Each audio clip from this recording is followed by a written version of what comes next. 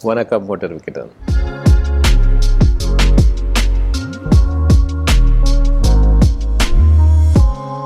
Thank you so much for having us today. Uh, Basically, Lexus is a newer luxury brand for India. Newer, when I say it's a legacy of about 5 years. 2017, we started selling Lexus cars in India. Uh, we opened a few what we like to call as guest experience center, through which we wanted to our guests who are so important to us to experience what is good for the brand and good for them in terms of their mobility needs. So we've been presenting one after the other these guest experience centers. Yes, you're right. This is the sixth guest experience center that we have opened. First one in Tamil Nadu, and the first one which has an integrated service facility, which means that all services of the customers are met under the same roof. Sales and service, of course including parts, is taken care of under the same umbrella. So that is why we are very happy. We are privileged to be part of this heritage city of Chennai, and so happy to have our cars available for our customers from this prestigious place.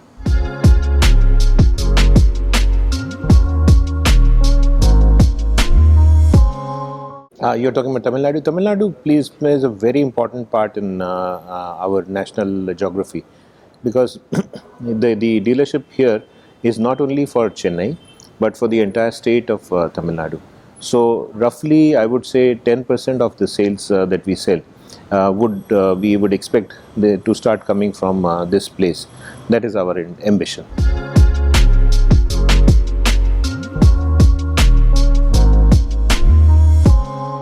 So you're right that luxury car market did have a very big impact in the COVID times. Sorry. So during the COVID, we realized that customers were very concerned about their health.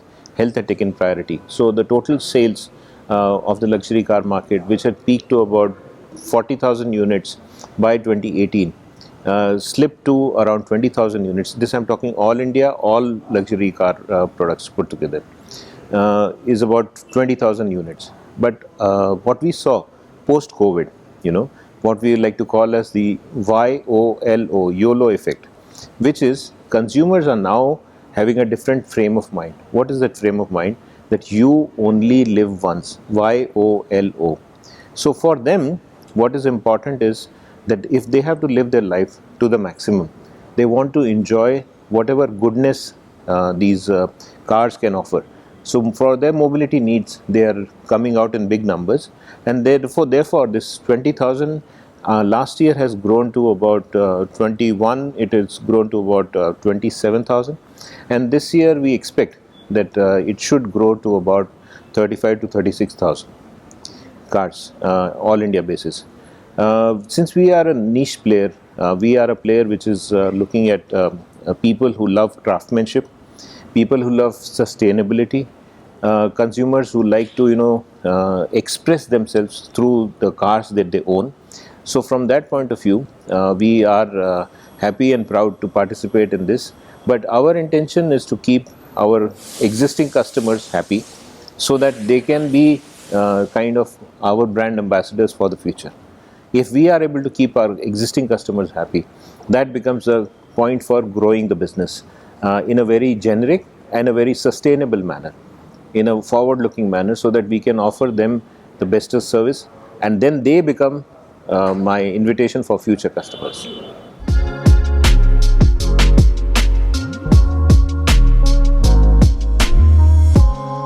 See, we have always looked at what is good for the market, what is good for the consumer, and based on our understanding, we've been offering the best product that we feel will give the consumer the best choices. So from that point of view, currently, as the charging infrastructure is growing, still growing, so we have prioritized hybrid electric vehicles. These hybrid electric vehicles, as I said, are self-charging hybrid electric vehicles. So they do not require an external source of charging. They charge on the go. So that is why we are very happy to proud to present these kind of vehicles. For example, the battery size in a hybrid electric vehicle You can make out of one battery electric vehicle, you can make 40 hybrid electric vehicles. So conserving mother nature, but using that every drop that we can utilize, and making sure that the customer journey is very sustainable, and growing from point A to point B becomes easy. Your question is about future. We feel all technologies will coexist. It is not about one technology over the other. It is about customer choices. If a customer has different kind of mobility needs, which is shorter mobility needs, maybe he prefers a electric, where he is not concerned so much about the charging range and anxiety about whether the battery will last him for the distance or no. But for mid and long distances, I think self-charging hybrid electric vehicles provide, and including the plug-in hybrid vehicles, provide a very good support for that kind of mobility needs. For longer distance and bigger vehicles, even we have offered the hydrogen cars, which are also very fuel cell vehicles, which are also very effective. All these things have some advantages, some improvement areas. So we have to see from a customer point of view what is most beneficial for him or her, what suits his or her mobility needs. So therefore I say different kind of mobility needs will have different kind of products or technologies to support them, and each product will have its own market. So therefore in the future we will see all kind of technologies to coexist.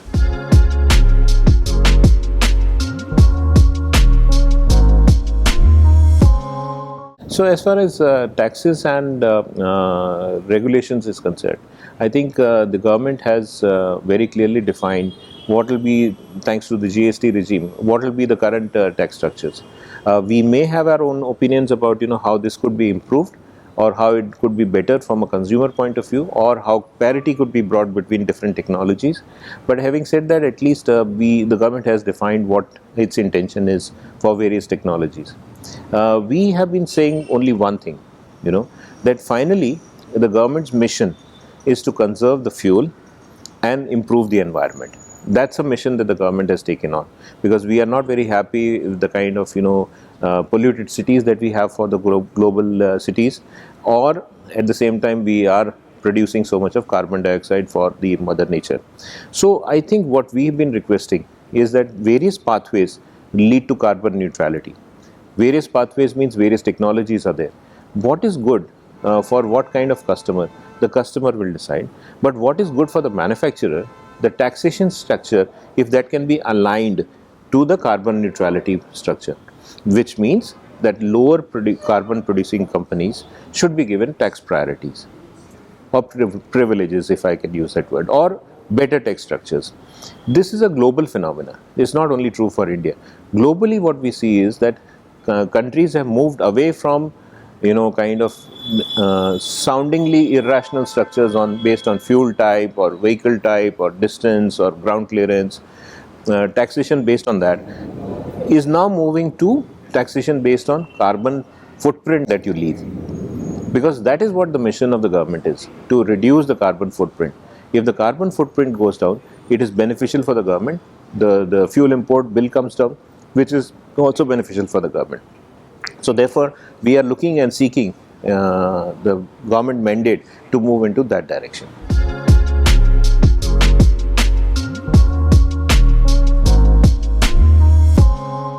See, waiting period, unfortunately the market is seeing a kind of a crisis, if that is the right word. I'm not too sure whether I've used the right word, but yes, there is a certain shortage in the semiconductors that are used to make a vehicle.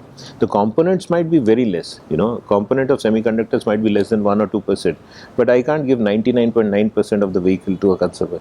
So I have to make 100% vehicle ready. So from that point of view, what we are seeing is that the semiconductor industry is trying to catch up in terms of making those because why this shortage in semiconductors is because more and more controls and checks are coming into the vehicle. So for everything that you want to include in terms of self checks or such kind of situations, then there would be semiconductor requirements which will be acting like a barrier or a check inside the vehicle.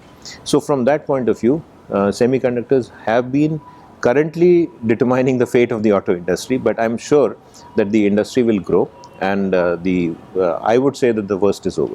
Thank you. By all the blessings of our consumers and friends like you, we are in this market, and we hope to make our journey very comfortable for our consumers. Thank you.